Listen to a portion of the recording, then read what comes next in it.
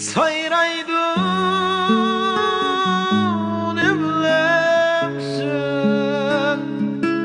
bir çare bulbul çıkıyordun da.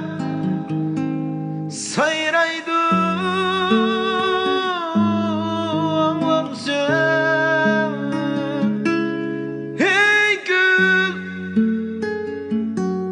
tozup gitemsen yapraklarının negi tökersen. Hey gül, vefasız gülsün, idlerini şimdi çaçarsın. Hey gül, bir çare gülsün, söygenler